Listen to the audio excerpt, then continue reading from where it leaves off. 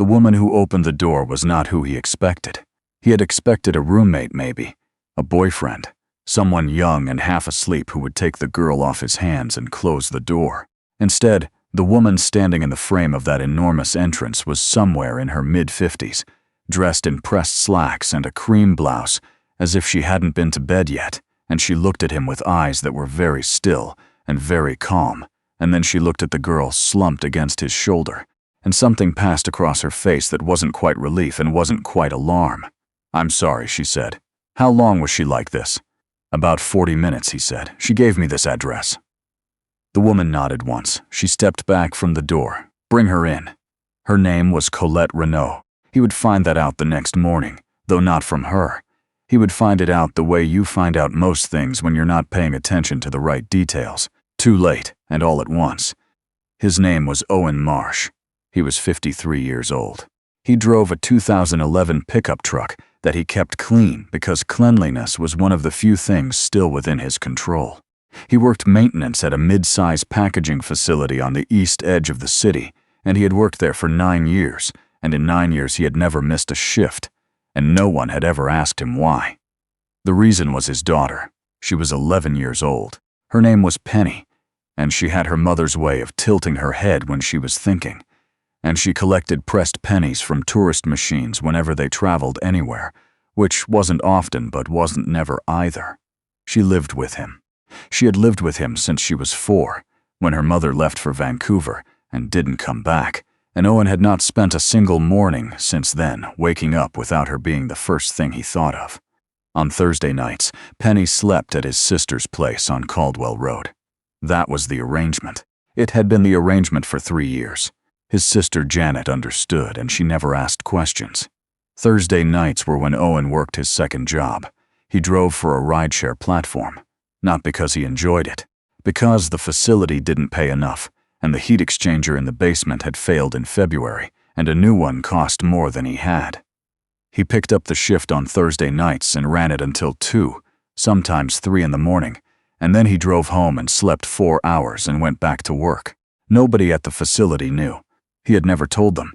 It wasn't embarrassment exactly. It was more that it didn't seem relevant. He did his job. He went home. He had been 20 minutes from ending his shift when the request came through.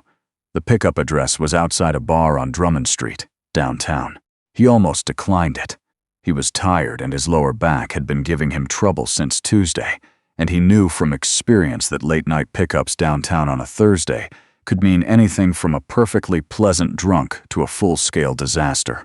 But he accepted it anyway because he needed the money, and because somewhere in the part of him that hadn't grown cynical yet, he still believed that people probably just needed to get home.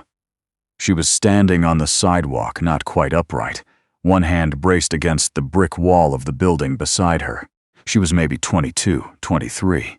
Her hair was loose and her shoes were in her other hand, and when she saw his truck pull up, she straightened with visible effort and gave him a look that was somehow both embarrassed and defiant at the same time. "Addison?" he said, reading the name off the app. "That's me," she said. Her voice was careful in the way that people's voices get when they're concentrating very hard on sounding sober. She climbed in. She gave him an address in Westmount. He started driving. She lasted about 8 minutes before she fell asleep against the window. He checked on her twice in the rearview mirror.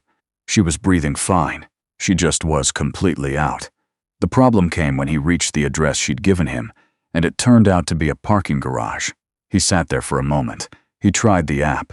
He called the number attached to the booking, which rang through to a voicemail that was full. He reached back and said her name twice, and she didn't wake up.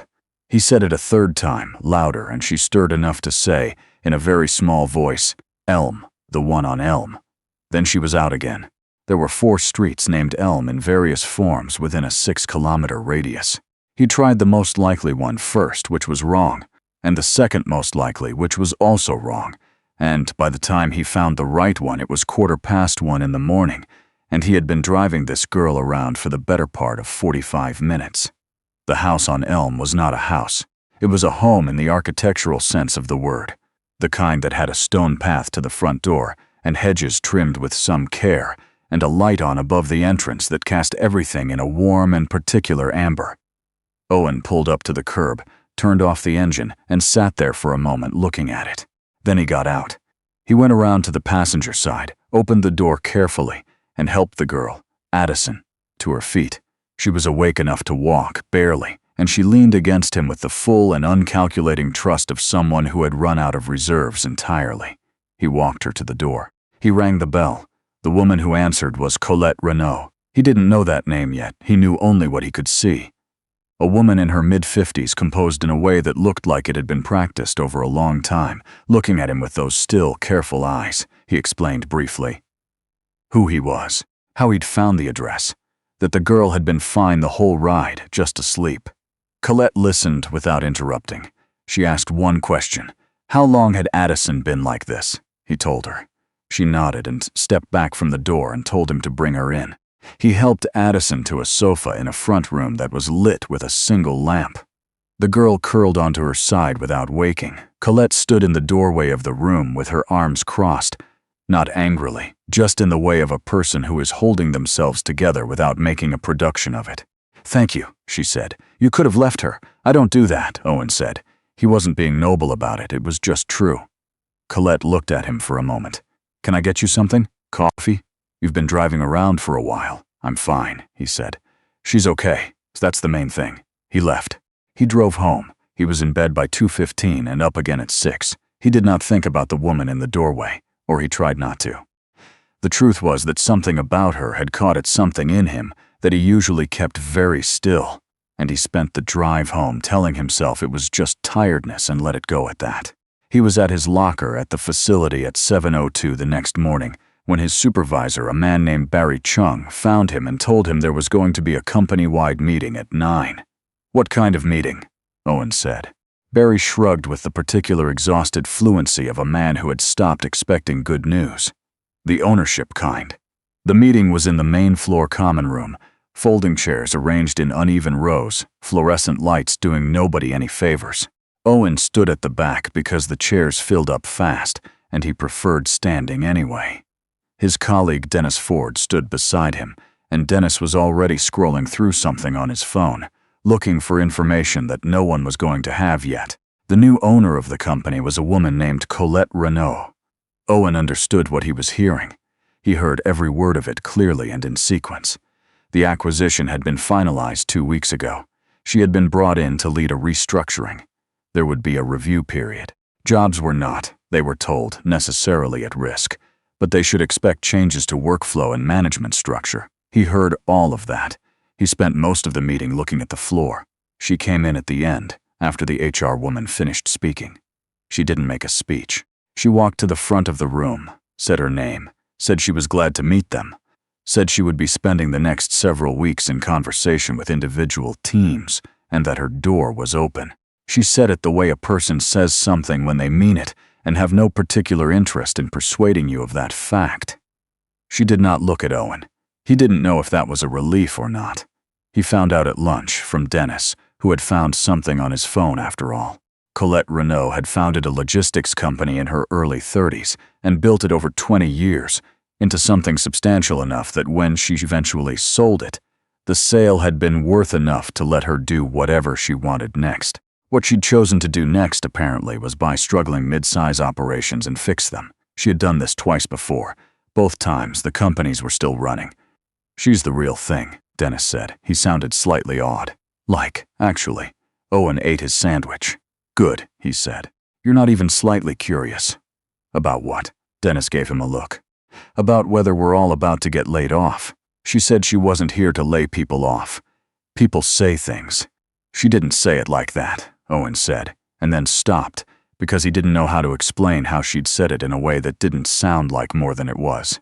Dennis let it go. They ate their lunch. Owen went back to work. The first time Colette spoke to him directly was on a Wednesday 11 days after the meeting. She had been walking the floor with a clipboard, asking questions of various people, taking notes. Owen was doing a scheduled check on one of the line conveyors, and she came and stood beside him and asked, without preamble, what he was doing. He told her. She listened, then asked a follow-up question that was more specific than he expected. He answered it. She asked another one. They talked for about 12 minutes. He explained the maintenance cycle, the parts that were overdue for replacement, the workaround they'd been using since November because the replacement part was on back order and no one had chased the supplier. She took notes. She didn't look at him the way people sometimes looked at maintenance workers, which was with a kind of pleasant attention that had nothing behind it. She looked at him the way you look at someone who has information you actually want. When she turned to leave, she paused. "You look familiar," she said. It was neither a question nor a statement exactly, more of a note she was making to herself. "I get that sometimes," Owen said. It wasn't true particularly, but it was the thing you said. She looked at him for one more second, then nodded and kept walking. He did not sleep well that night. Not for any reason he was prepared to examine. Penny noticed at breakfast. She was 11 and sharp in the way that children are sharp when they have been paying close attention to one parent for long enough. She said, "You look weird," and he said thanks, and she went back to her cereal without pushing it further, which was its own kind of mercy. He dropped her at school. He went to work. The review period, he gathered from various conversations he was not quite part of, was not going well for everyone. There was a manager named Craig Soulier who had apparently not taken well to being asked to justify some of his staffing decisions, and the tension between Craig and the new ownership group had been simmering in the way that things simmer when someone is waiting for a reason to act. Owen stayed out of it. He did his job. He kept his head down in the way that had kept him employed for 9 years at a place that had cycled through a lot of people. He also quietly put together a document. He was not sure exactly what prompted him to do it. He had been meaning to write up the deferred maintenance issues for over a year, and he had started and stopped twice because it had never felt like the right moment, and there was always something more immediate to deal with. But after the conversation on the floor with Colette, he found himself at his kitchen table on a Sunday evening, while Penny watched a nature documentary in the next room, writing it out properly. Every piece of equipment that was overdue, every workaround, the part that was on back order, 2 other parts he had flagged internally 6 months ago that had gone nowhere, the projected cost of waiting versus the projected cost of acting now. He didn't know who he was writing it for. He told himself he was just writing it for the record. He printed it. He put it in his locker and didn't think about it for 4 days. It was Barry who told him, on a Friday afternoon, that there was something he might want to know. "Craig got moved," Barry said. He said it quietly, the way you say things you're not sure are safe to say out loud yet. "Moved where?" "Off-floor management. Into something administrative. From what I can tell, it's the kind of administrative that means they're deciding what to do with him." Barry paused. Whoever compiled the information about the equipment backlog is apparently part of the reason. She asked where it came from. Owen was quiet for a moment. "What did they say?" "Nothing official, but I have a theory. Keep it to yourself," Owen said. Barry smiled slightly. "Sure."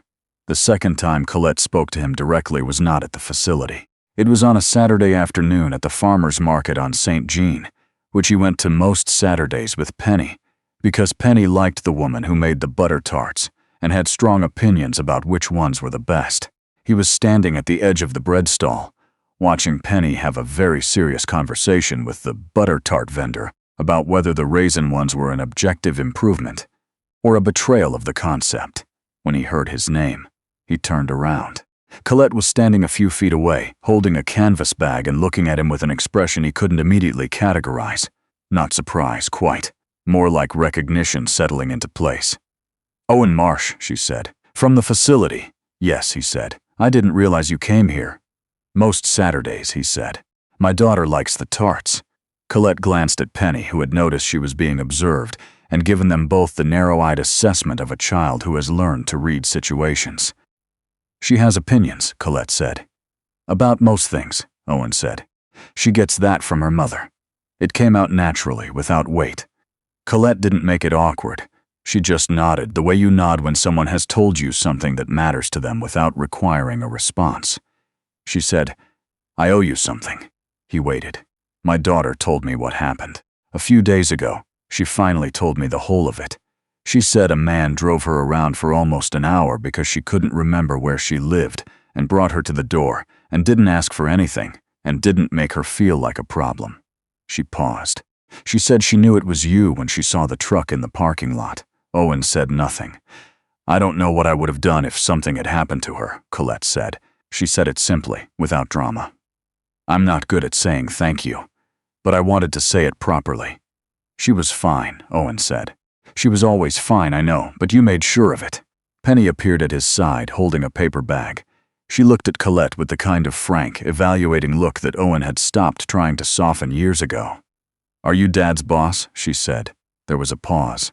In a way, Colette said. He's never late, Penny said. She said it with the conviction of someone presenting evidence. Not once. Colette looked at Owen. Something moved in her expression, not quite amusement, not quite something else. I know, she said. I looked at his file. Owen felt a specific and unfamiliar feeling, which was the feeling of being seen by someone who was looking with some care, and he did not know what to do with it, so he did what he usually did with things he didn't know what to do with, which was to say nothing and wait for the moment to pass. Penny, who had no such instinct, said, Do you want to have a tart? The raisin ones are the best. Don't let anyone tell you different. There was a meeting on a Monday 3 weeks later that Owen was not supposed to be in. He was in the building, 3 rooms away, doing a scheduled check on the HVAC filters. He could not hear the meeting. What he heard about afterward in pieces over the following 2 days was this. Craig Soulier had decided to take the administrative reassignment as an opportunity to make certain claims about why things at the facility had not functioned as they should.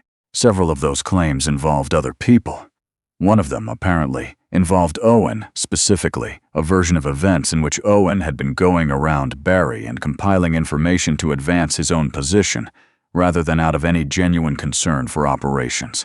He found out about this on a Tuesday evening from Dennis, who was genuinely angry in a way that Owen found both touching and slightly exhausting. He's lying, Dennis said. Everyone knows he's lying. Let it go, Owen said. You're not going to say anything? There's nothing to say. The work either speaks for itself or it doesn't. Dennis stared at him. You've been here 9 years and you've never once. I know how long I've been here, Owen said. He drove home. He picked up Penny from his sister's. He made dinner, and while he was making it, Penny told him about a project at school involving the water cycle, and he helped her with the diagram, and he did not think about Craig Soulier or what might or might not happen at a meeting he hadn't been in. He had learned over the years that there were things you could control and things you couldn't, and that spending your energy on the second category was a way of bankrupting yourself for no return. He had learned it the hard way, in the years after Penny's mother left, when he had spent a long time being quietly furious at everything, and eventually realized that the fury wasn't hurting anyone but him. He still had it sometimes. He was having it a little bit now, if he was honest, but it was quieter now, and he knew better than to let it make decisions. The call from Barry came on Thursday afternoon. She wants to see you, Barry said. Tomorrow morning, her office. Owen was quiet for a moment. Okay, he said. Owen, Barry said. I don't know exactly what happened in that meeting, but for what it's worth. It's fine, Owen said. I just want you to know I told the truth about that document, about who made it and why. I know, Owen said. Thank you.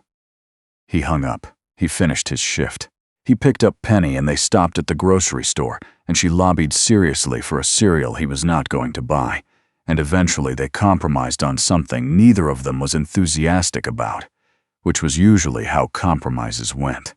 He was not particularly nervous about the meeting, or he was, but in the specific way that is less about the outcome and more about the sitting still and waiting part, which had never been easy for him. Colette's office was on the 2nd floor, in what had been used as a conference room for years, and had been quietly converted. There was a plant on the windowsill. Owen noticed it because it was alive, which in his experience meant someone was actually paying attention to it. She was at her desk when he came in. She waved him to the chair across from her and looked at him for a moment before she said anything. I've read your file, she said. The whole thing. The maintenance reports going back 4 years. The flagged issues. The backlog document. She paused. And I want to be honest with you about what I found. Owen waited. You've been doing work that should have been the responsibility of 2 people without asking for additional compensation or recognition. You've flagged safety concerns through proper channels. When the channels failed, you documented and waited. She stopped. What I want to know is why you didn't push harder. He thought about it. My daughter, he said. I can't afford to lose this job.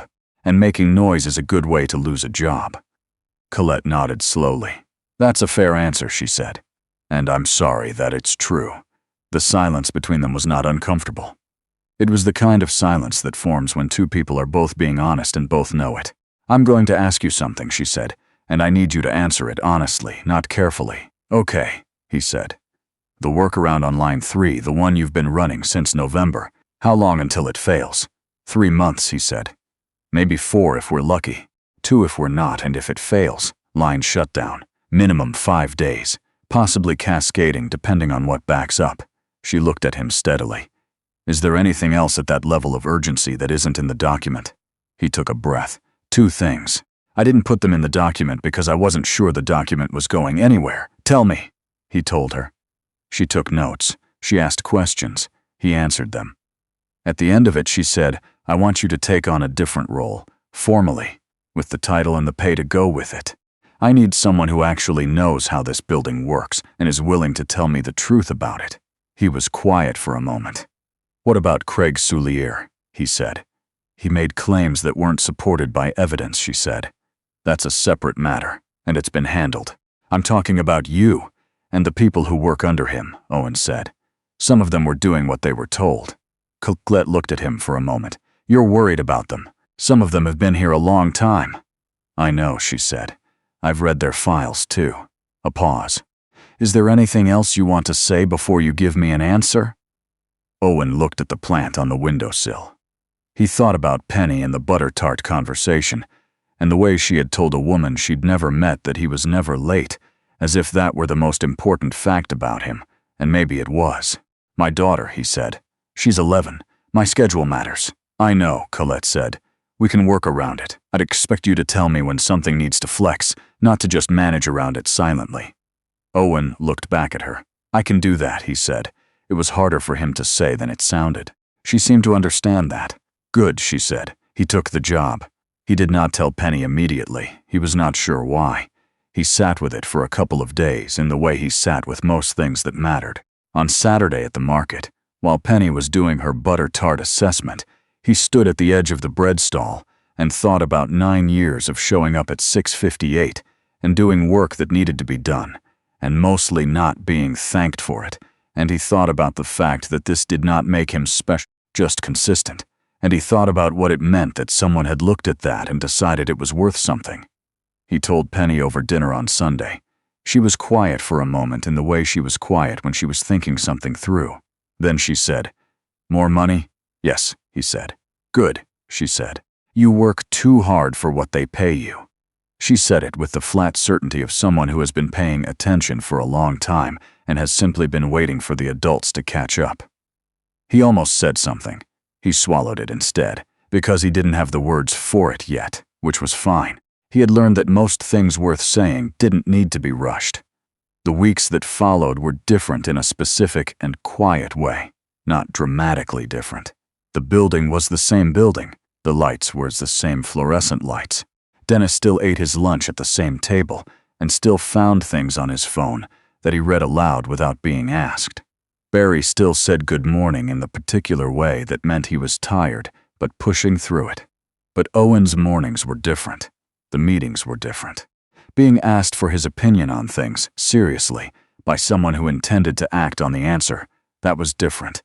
He and Colette did not talk about the Thursday night. Not directly. It sat between them in the way that things sit when they are known but not necessary to say. A background fact about the world, like a street you've both walked down without planning to. She was direct in a way he respected. She didn't manage him. She told him what she needed and let him figure out how to get there. When he told her something wasn't working, she asked why, not who. When he was wrong about something, which happened twice in the first month, she told him plainly, and he thanked her, and they moved on. One evening in November, after a late call about the Line 3 replacement, which had finally been ordered and was arriving the following week, she said, more to the room than to him, "You've been managing this place on good faith for a long time." "Most people do," he said. "Most people don't," she said. "Most people stop after the first few times it doesn't get noticed." He thought about that.